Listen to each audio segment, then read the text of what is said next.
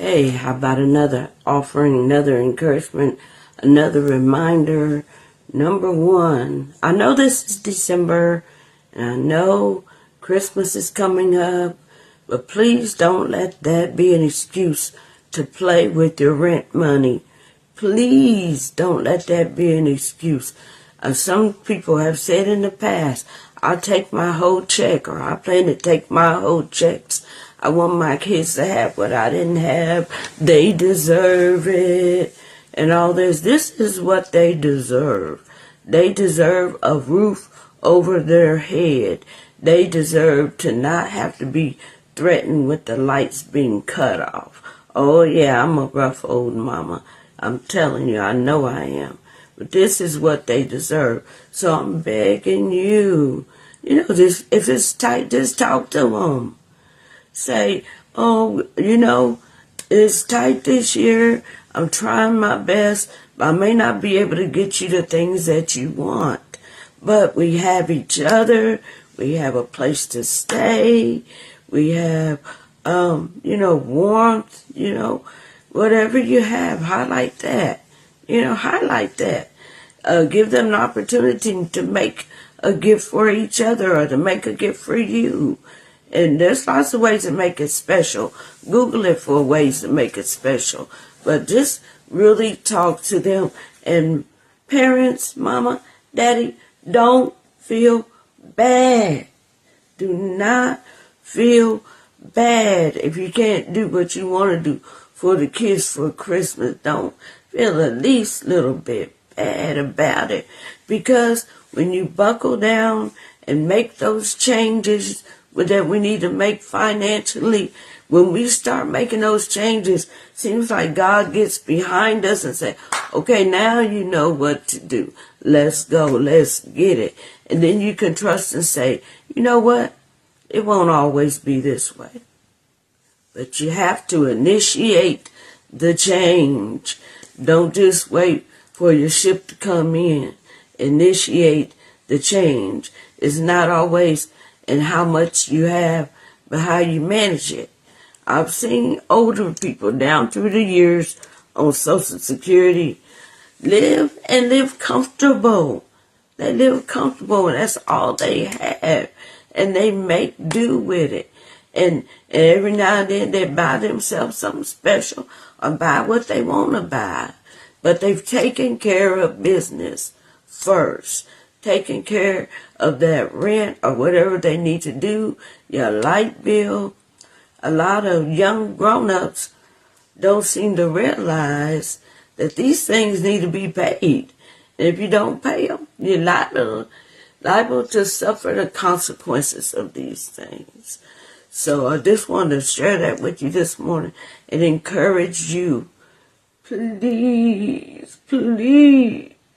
Because some of these organizations to help with the rent, they might not have enough for whoever is last to get there. Please don't pay with your rent.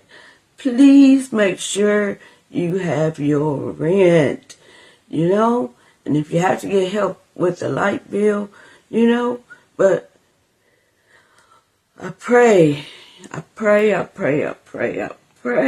God. Give us wisdom and fortitude and knowledge to know that we shouldn't take these things lightly. And it's tight now, and it's going to get tighter. Because once you're evicted, or once you're put out, oh man, it's so hard to get back in somewhere. And then, if you are in a place where you can start saving anything at all, save it. Because if a person gets put out, in order to get a place, you had to have what? First month's rent, last month's rent, and deposit. And now they say that the landlords are wanting you to be able to make, I think, 3 times the rent. So if the rent is $1,000, then you have to make at least $3,000 a month. I don't know how much that is an hour.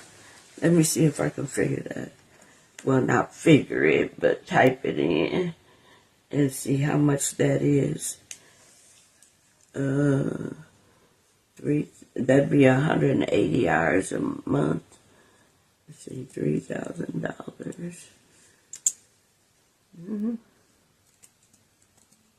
divided by,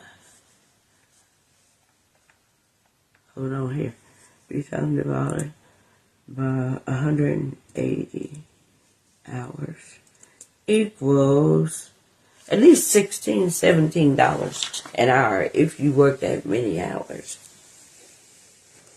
I don't know how hard it is to find a job that makes that. Might not be too hard, but getting the hours in can be kind of hard. And then you got to pay other things, you know. You got to pay for groceries, etc. But one thing, food is available in food banks, you know, different food drives, and then there are toy drives, and there are organizations that are set up to help with that. And so, as a lot of people call different churches to help with nights in hotels, but if you're not in that particular situation, and I pray you don't have to be, because I was figuring that out at $100 a night.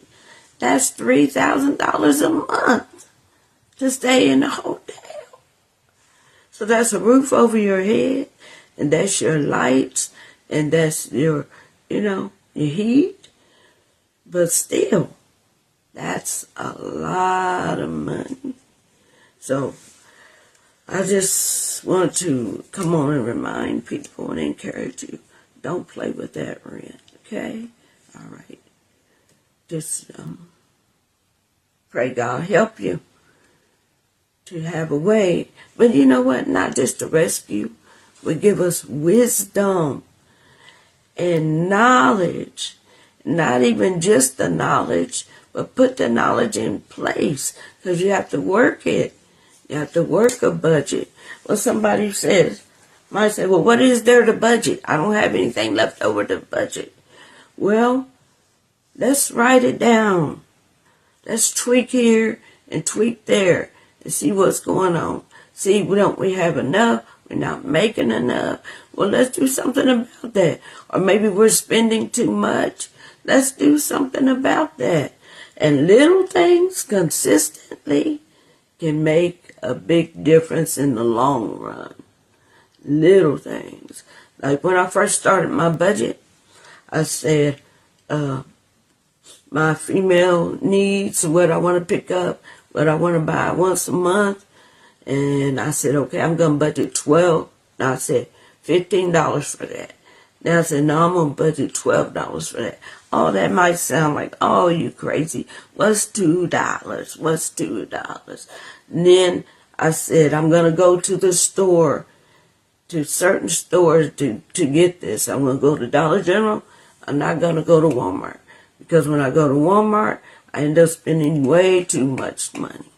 And so when I go to Dollar General, get my stuff and come on back out. Not walking around looking at all these things and saying, which I have been guilty of, oh, that's cute. Oh, I like that. Ooh, let me get that. And get it and take it home and don't even use it. I'm telling you, it's like a trap. And then also carrying cash. Now, for me, carrying cash is kind of dangerous because I spend it and then don't remember exactly what I spent it on, or it just seems to go really fast. Once you break that $20 bill, it just goes really fast. So, I have what you call a My Spend card, and I put so much money on there a couple of times a month that I want to budget to spend. This is my spending money. Spend whatever way I like. If I want to pick up a few groceries with that My Spend card, or if I want to go out to eat with that My Spend card, I know it's not getting into my bill money. This is money I have set aside to say, I can afford to just spend this much money. If I want to buy a present for somebody, it'll come out of that money that's set aside. Okay? So, I take that card and get my stuff. And that way I kind of stay on budget, stay on track. And it's money that I've set aside for that particular thing. Another thing about the MySpend card, it is reloadable, and there's not a monthly fee for that. Once you get it, there's not a monthly fee for that. Load it up as much as you want. And then another good thing about that, you can't go overdraft. And it's not hooked to any other account. So you don't have overdraft fees. It'll just decline if you don't have enough on there for what you're trying to do. And then I really like that card, and it comes from Commerce Bank. I very highly recommend it. And I also recommend, now I'm not an expert, I'm just a testimony. I also recommend a separate account for your bills. And count up what your bills will be. And when you get your paycheck, put enough in, plan to put enough in to cover these bills, plus a little bit extra if you can. Because that little bit extra will build up, and it will be a nice reserve for if there should be a week that you didn't get a paycheck for some reason or other. So I highly recommend that. And just, stay faithful to God, hold on to God, and ask God to help you. I surely not only asked, but I declared that God was going to help me. And then when I got into position, trying to get out of debt, and then that good job I was trying to get came along for me. And then the opportunity to buy the house came along for me. And, there may have been opportunities before, but I wasn't ready. I wasn't in position to qualify. And so opportunities are coming your way. They're coming your way. Be ready. Be in position to qualify. And then there are also challenges coming your way. So be ready. Have the money in reserve to meet those challenges or to jump over those obstacles. Okay? All right. I want you to stay warm. I want you to stay housed. I want you to prosper and be in good health, as John told Gaius. I want you to be everything that God has for you to be. And He's so ready and willing to empower us. A lot of us is just as old as we are. Why I have to wait till I get in my 50s to learn how to live in the overflow and not the overdraft. And that's another thing. I never did fool with that overdraft thing. Those banks that let you overdraw up to $750 a month. A lot of people depend on that, and it makes them feel comfortable that they can go over that much and to cover anything, and they lived in the overdraft. But God wants us in the overflow. But it takes work. I'm saying it again. It takes diligence. And nothing's gonna change if you don't write it down. Budget. Attend to that budget weekly. Okay, I hope this has helped somebody. And sometimes we need to be offended in order to see what I need to make a change. I need to do it better. Every single one of us can do it better. I don't care how well we're doing financially. We can always do something better financially. All right. I love you with the love of God. Go and receive that for yourself and have a victorious day in the Lord. Hey.